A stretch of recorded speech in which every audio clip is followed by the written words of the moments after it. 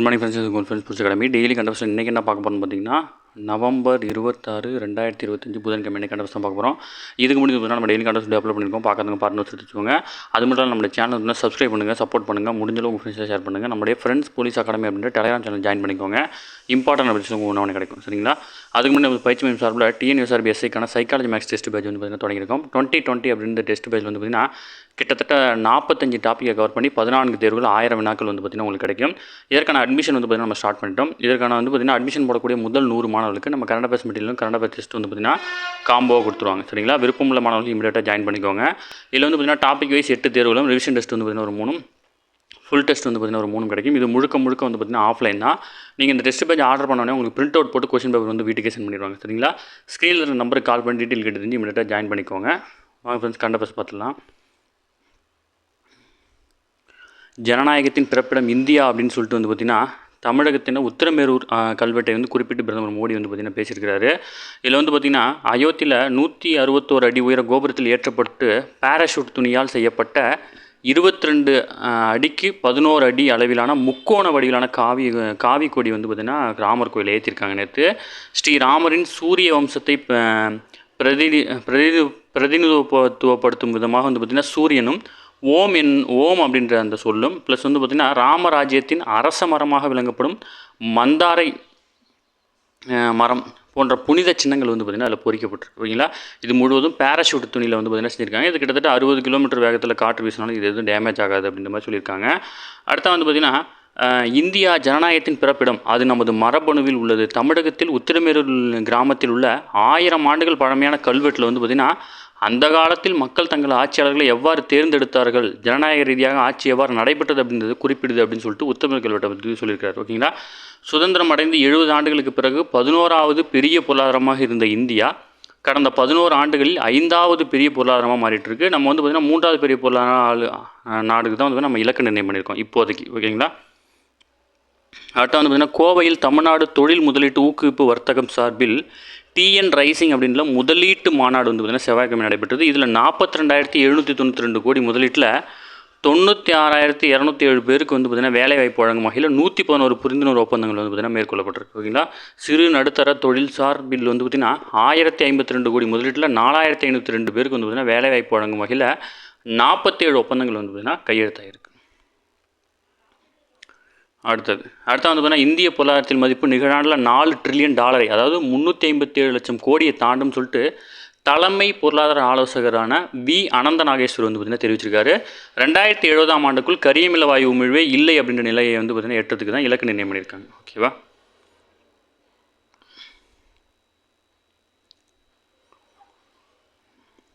நம்ம exam point of view என்னவோ அதை மட்டும் பார்த்தா போதும். அடுத்த வந்து பார்த்திங்கன்னா ஒரு முக்கியமான கொஸ்டின். முகலாய மன்னர் அவுரங்கசீப் உத்தரவின்படி, அதாவது சிறைச்சேதம் செய்யப்பட்ட 9வது சீக்கிய குரு தேஜ் பகதூருடைய 350ஆம் ஆண்டு உயிர் தியாக நினைவு தினம் வந்து பார்த்திங்கன்னா கொண்டாடுறாங்க. இல்லை ஹரியானாவில் வந்து பார்த்திங்கன்னா குருஷேத்ராவில் செவ்வாய்க்கிழமை நடைபெற்ற நிகழ்ச்சியில் வந்து பார்த்திங்கன்னா குரு தேஜ் பகதூர் நினைவு நாணயம் மற்றும் சிறப்பு அஞ்சல் தலையில் வந்து பார்த்திங்கன்னா வெளியிட்டிருக்காரு. ராமாயண நகரான அயோத்தியில் வந்து பார்த்திங்கன்னா காவிய கொடி ஏற்றும் நிகழ்வு, கடவுள் ஸ்ரீ கிருஷ்ணரின் பூமியான குருஷேத்திரக்கு ஒரு நாள் பயணம் உள்ளிட்ட வந்து பார்த்திங்கன்னா எனக்கு ரொம்ப மகிழ்ச்சியாக இருக்குன்னு சொல்லியிருக்காரு. மேலும் வந்து பார்த்திங்கன்னா 2019 தான் அயோத்தியில் ராமர் ஜென்ம பூமி வழக்கில் வந்து பார்த்திங்கன்னா தீர்ப்பு வந்துச்சு, ஓகேங்களா? அடுத்தது வந்து பார்த்திங்கன்னா பாஞ்சஜன்யம் அப்படின்ற நினைவு சின்னம், ஓகேங்களா? இது என்ன அப்படின்னா குருஷேத்ராவில் உள்ள மகாபாரத அனுபவ கேந்திர வளாகத்தில் புதியதாக கட்டப்பட்டிருக்கு. இது வந்து பார்த்திங்கன்னா விஷ்ணு பகவான் கையில் விளங்கும் புனித சங்கு, அதாவது அந்த வடிவத்தில் வந்து பார்த்திங்கன்னா ஒரு நினைவு சின்னத்தை வந்து பார்த்திங்கன்னா பிரதமர் மோடி வந்து பார்த்திங்கன்னா திறந்து வச்சிருக்கிறார், ஓகேங்களா?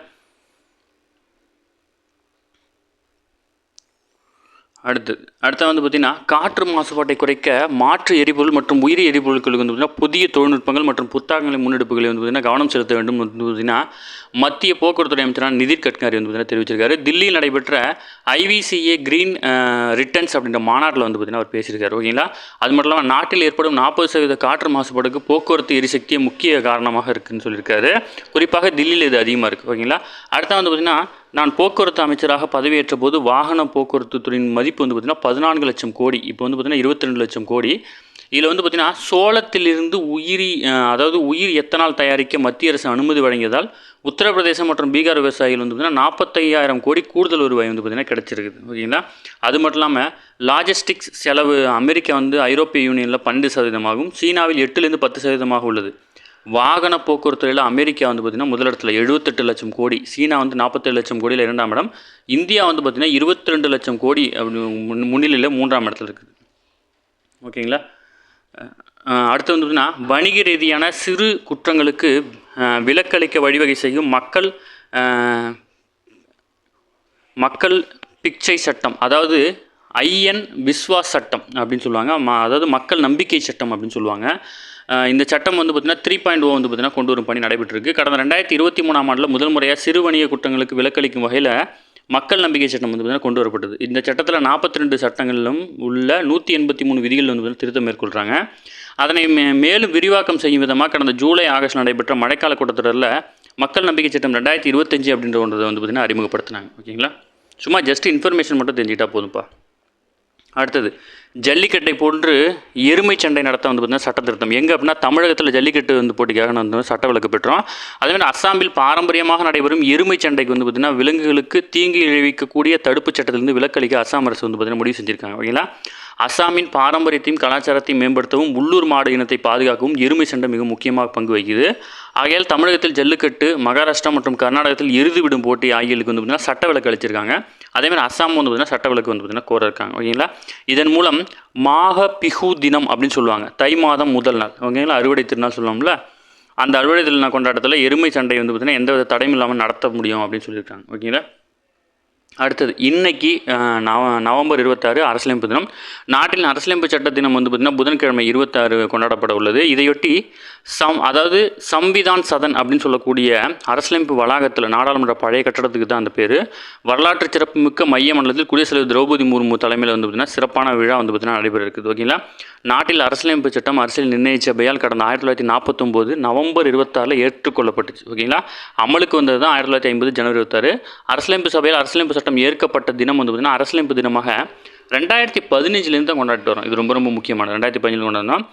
மத்திய சட்டமேற்றல் துறையால் வந்து பார்த்திங்கன்னா நேபாளம், மலையாளம், மராத்தி, பஞ்சாபி, போடோ, காஷ்மீரி, தெலுங்கு, ஒடியா, அசாமி ஆகிய 9 மொழிகளில் தயாரிக்கப்பட்ட அரசியலமைப்பு சட்டத்தை வந்து பார்த்திங்கன்னா ரிலீஸ் பண்ணியிருக்கிறாங்க. ஓகேங்களா. நிகழாண்டு அரசியலமைப்பு தினம் வந்து பார்த்திங்கன்னா அரசியல் நிர்ணய சபையால் ஏற்றுக்கொண்டதன் 76வது ஆண்டு தினம் வந்து பார்த்திங்கன்னா கொண்டாடுறாங்க. ஓகேங்களா.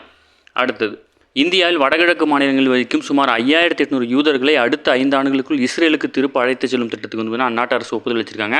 இந்த திட்டத்தை வந்து பார்த்திங்கன்னா இஸ்ரேல் குடியேற்றம் மற்றும் ஒருங்கிணைப்பு அமைச்சகம் வந்து பார்த்திங்கன்னா ஓர்பில் ஷோ பர் அமைச்சரவையில் சமர்ப்பித்து ஒப்புதல் பெற்றிருக்கிறாங்க. ஓகேங்களா. இந்த திட்டத்துக்கு வந்து பார்த்திங்கன்னா இந்தியா வந்து 2030ஆம் ஆண்டுக்குள் சுமார் 5800 பேர் வந்து பார்த்திங்கன்னா செல்ல இருக்கிறாங்க. 2026 1200 பேருக்கு வந்து ஏற்கனவே அனுமதி வழங்கிட்டாங்க. ஓகேங்களா. முதல் கட்டமாக இஸ்ரேல்களில் உறவினர்களை கொண்ட சுமார் 3000 பினே மெனாஷி அப்படின்ற சமூகத்தைச் சேர்ந்தவர்கள் வந்து நேர்காணல் செய்ய இருக்கிறாங்க. பினே மொனாஷி சமூகம் வந்து சுமார் 2500 ஆண்டுகளுக்கு முன்பு நாடு கடத்தப்பட்ட இஸ்ரேலுடைய 10 பழங்குடியினர் ஒன்றான மெனாஷி பழங்குடியினர் வழித்தோன்றல் அப்படின்னு வந்து பார்த்திங்கன்னா சொல்கிறாங்க. ஓகேங்களா.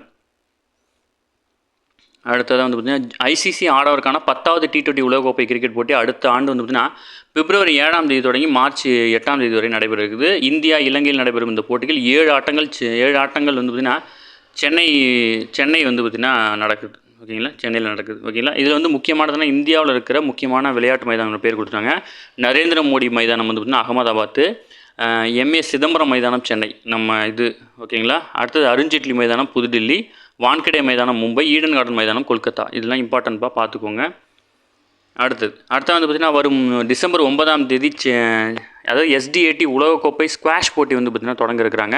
இதில் 12 நாடுகளின் அணிகள் வந்து பார்த்திங்கன்னா பங்கேற்கிறாங்க. ஓகேங்களா. வேர்ல்டு ஸ்குவாஷ் அப்புறம் வந்து பார்த்திங்கன்னா SDAT தமிழ்நாடு விளையாட்டு மேம்பாட்டு ஆணையம் சார்பில் வந்து பார்த்திங்கன்னா இது நடக்குது. 2வது முறையாக இந்த உலகக்கோப்பை ஸ்குவாஷ் போட்டி வந்து பார்த்திங்கன்னா நடத்துகிறாங்க. ஏற்கனவே 2023 நடத்தினாங்க. அப்போ வந்து பார்த்திங்கன்னா எகிப்து தங்கம் வாங்கிச்சு, மலேசியா 2வது பட்டம் வெள்ளி, 3வது இந்தியா வெண்கலம் வாங்கிச்சு. ஓகேங்களா. அடுத்தது இந்த அணியில் வந்து பார்த்திங்கன்னா உலகக்கோப்பைக்கான இந்த அணி தமிழகத்தைச் சேர்ந்த ஜோஷினா சின்னப்பன், அபய் சிங் வேலன் மற்றும் செந்தில்குமார் ஆகியோர் வந்து பார்த்திங்கன்னா இடம்பெற்றிருக்கிறாங்க. ஓகேங்களா. வரும் 2028 லாஸ் ஏஞ்சல்ஸ் ஒலிம்பிக்கில் ஸ்குவாஷை வந்து அறிமுகம் செய்கிறாங்க. ஓகேங்களா. அதனால் வந்து பார்த்திங்கன்னா இந்த போட்டி ரொம்ப முக்கியமாக கருதப்படுது. அடுத்தது அடுத்து வந்து பார்த்திங்கன்னா உலக அளவில் ஒவ்வொரு 10 நிமிடத்துக்கும் ஒரு பெண் அல்லது சிறுமி வந்து பார்த்திங்கன்னா துணைவர் அல்லது குடும்ப உறுப்பினர்களால் கொல்லப்படுகிறான்னு சொல்லிட்டு ஐநா தகவல் கொடுத்துருக்காங்க. அதுவும் ஐநாவோட அறிக்கையில் வந்து பார்த்திங்கன்னா கொடுத்துருக்காங்க. ஓகேங்களா. அடுத்தது கோவையில் 208 கோடியில் உலகத்தரத்திலான புதிதாக கட்டப்பட்ட செம்மொழி பூங்கா வந்து பார்த்திங்கன்னா முதல்வர் தெரிஞ்சு வச்சிருக்காரு. கோவையில் கடந்த 2010ஆம் ஆண்டு வந்து பார்த்திங்கன்னா உலகத்தமிழ் செம்மொழி மாநாடு வந்து பார்த்திங்கன்னா நடத்தியிருந்தோம். அப்பயே வந்து பார்த்திங்கன்னா அறிவிச்சிருந்தாங்க. ஆனால் பட் ஆட்சி மாற்றத்தினால பண்ண முடியல. இப்போ 2021 முதல்வர் வந்து பார்த்திங்கன்னா பொறுப்பேற்ற பின்பு இதற்கான பணிகள் தொடங்கப்பட்டு இப்போ தான் முடிச்சிருக்கிறாங்க. ஓகேங்களா. ஓகே ஃப்ரெண்ட்ஸ், இன்றைக்கி கண்டவர்ஸ் அவ்வளோ தாண்டி எதுவுமே கேட்க வாய்ப்பில்லை. டெய்லி கண்டவர்ஸ் டெய்லி பார்த்துங்க. அப்போ தான் மந்த்லி இப்படி வந்து உங்களுக்கு ஈஸியாக இருக்கும். நம்ம சேனலை சப்ஸ்கிரைப் பண்ணி சப்போர்ட் பண்ணுங்கள். முடிஞ்சாலும் உங்கள் ஃப்ரெண்ட்ஸை ஷேர் பண்ணுங்கள். நம்மளுடைய friends police academy update Telegram channel join பண்ணிக்கோங்க. இம்பார்ட்டன்ட் அப்டேட்ஸ்லாம் ஒன்று கிடைக்கும். சரிங்களா. அடுத்த நம்ம பயிற்சியும் சாரில் தொடங்கப்பட்ட இந்த டெஸ்ட் பேஜில் இணையணும் அப்படின்னு விருப்பப்பட்டீங்க அப்படின்னா ஸ்க்ரீனில் தர நம்பருக்கு கால் பண்ணி டீட்டெயில் தெரிஞ்சு இமீடியட்டாக ஜாயின் பண்ணிக்கோங்க. சரிங்களா. Thank you friends.